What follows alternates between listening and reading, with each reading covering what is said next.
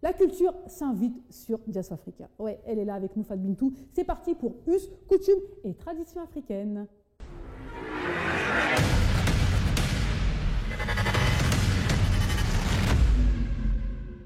Je vais vous parler de mariage. Donc, pour vous parler de cet événement qui est universel, j'ai choisi d'aller au Burundi. Alors, au Burundi, comme dans plusieurs pays en Afrique, ils ont des rituels liés spécifiquement au mariage et j'ai trouvé intéressant de partager ça avec vous. Donc, ces rituels sont très significatifs pour eux puisqu'ils vont apporter beaucoup de choses aux mariés dans la vie conjugale et dans leur relationnel. La première chose qui m'a assez surprise, c'est que le jour des festivités, le père de la mariée n'a pas le droit de voir sa fille partir. Donc le jour du mariage, il sort, il part dans une destination qui est inconnue et voilà, il ne doit pas assister au départ de sa fille. Après les festivités, donc la mariée est accompagnée chez sa belle famille avec ses amis, les voisins, la délégation des parents. Le trajet se fait de façon assez dynamique puisqu'il y a de la danse, il y a des chants qui ont pour objectif de ne pas laisser la mariée triste puisqu'elle quitte son domicile pour aller dans une destination, on va dire, inconnue. Arrivée chez le marié, ce qui se passe est super intéressant, c'est que la mariée, elle reste devant la porte et elle attend. Donc les invités entrent et elle attend. Il faut que le beau-père, donc le père de son mari, vienne lui apporter une vache. En guise de bienvenue. Ce n'est qu'après ce don que la mariée est invitée à franchir le seuil du domicile de ses beaux-parents.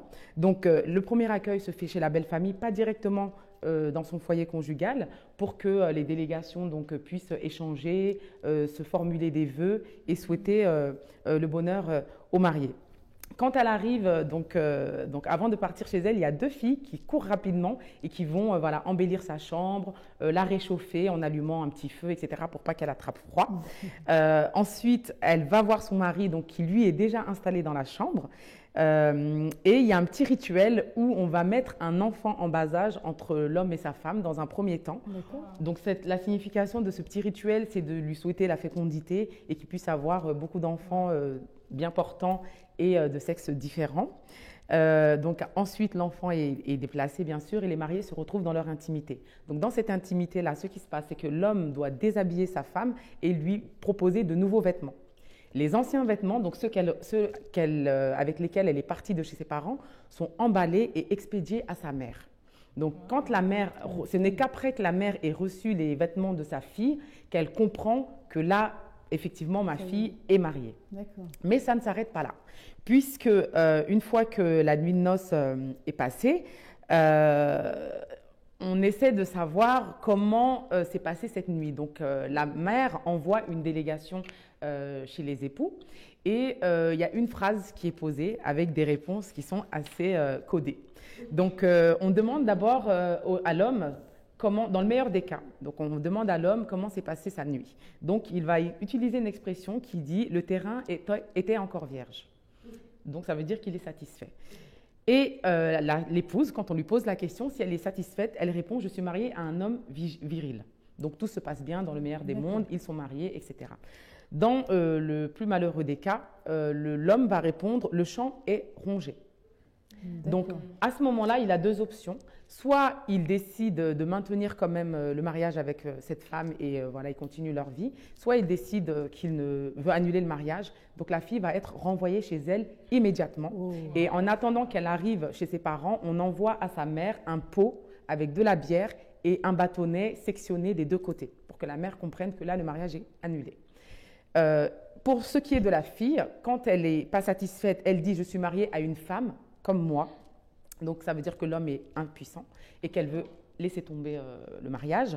À ce moment-là, on l'invite à patienter quelques jours et à partir discrètement.